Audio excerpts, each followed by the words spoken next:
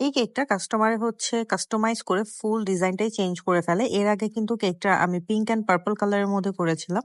But এইবার হচ্ছে red and white কালারের মধ্যে করছি। আর আমি জানতাম যে কেকটা রেড অ্যান্ড হোয়াইট এর মধ্যে অনেক বেশি সুন্দর হবে। যার কারণে হচ্ছে আমি কাস্টমার থেকে এই কেকের অর্ডারটা নিয়েছিলাম। আর কেকটা ছিল ২ পাউন্ডের মধ্যে। ২ পাউন্ডের মধ্যে আমি একটা চকোলেট ফ্লেভারের স্পঞ্জ নিয়ে নিয়েছি। প্রত্যেকটা লেয়ারের মধ্যে হচ্ছে আমি চকলেট গানাশ এড করে দিচ্ছি। আর সাথে হচ্ছে চকলেট ক্রিম দিয়ে ফুল কেকটাকে আমি সেট হতে রেখে দিব যাতে কেকটা হচ্ছে প্রপারলি সেট হয়ে যায়। কারণ একটা কেক যদি প্রপারলি সেট না হয় তখন দেখা যাবে ডেলিভারি করার সময় কেকটা নষ্ট হয়ে যাচ্ছে।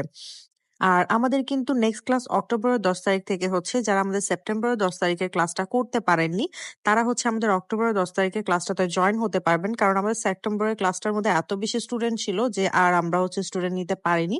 সো অনেকেই আছে যারা হচ্ছে বুকিং করতে পারেনি। সো এইবার হচ্ছে তারা বুকিং করে ফেলতে পারবেন। আর যারা চট্টগ্রামের মধ্যে আছেন তারা আমাদের অফলাইন ক্লাসটাতে জয়েন হতে পারবেন।